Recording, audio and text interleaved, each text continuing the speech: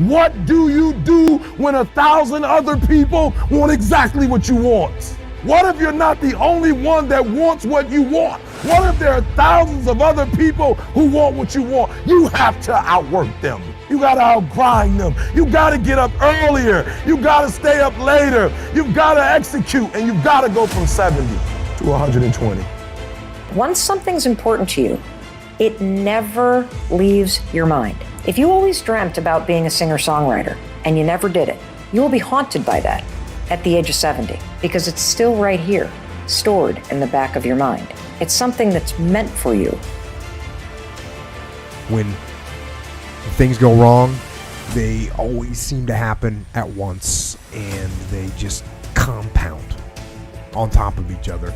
And it's pretty easy sometimes to feel beaten when you're faced with all those issues and all those problems, and they all hit you at the same time. But let me tell you, that doesn't mean give up.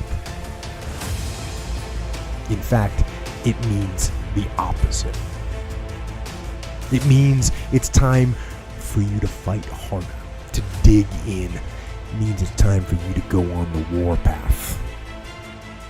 We have a factory, a nice governor in our brain, and it's a survival mechanism. It protects us from pain and suffering. We should back off.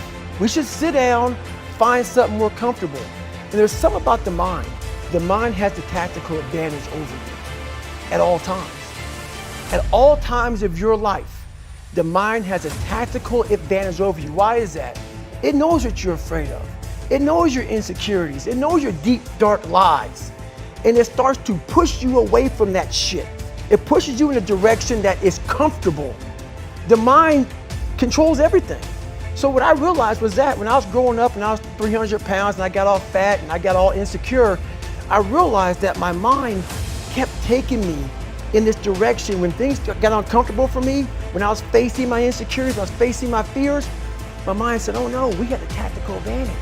We need to get you, separate you from this feeling. This feeling over your life's all about feelings. We want the happy feeling.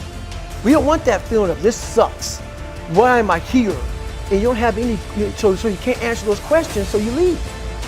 I started realizing that if in that moment, and you are now in charge of your brain versus your brain ruling you, that's where all that stuff comes from. So the 40% rule is all of that. You get to 40%, your brain says, we're done. Let's roll, man. This is starting to get painful. This is uncomfortable. At 40%, I'm feeling pain. That's where the 40% rule kicks in. Now it starts. Okay, I'm feeling pain. It starts telling you all these things. You start to believe it because the mind controls all.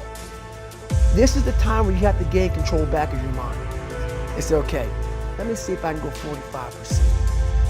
And once you start giving yourself more and more hope and start realizing, okay, the mind starts to be, okay, what are you doing? We're supposed to be going right and you're going left. You start then controlling your mind. You know, tough times, this is what they do now. They reveal what we are made of. But they reveal what we are made of. You know, I will never know who you are until you go through tough times. I will never know what you are made of until you go through tough times. You will never know your true friends until you go through tough times. You will never know your true husband until you receive a message from the doctor that says there's no chance for you, of giving birth to children. You will never know his heart. You will never know. You will never know the wife that you have until you lose your job. That is when people are being revealed. Tough times, they reveal the true us. They reveal our true friends. They reveal what we are capable of. You will never know what you are capable of until you go through tough times.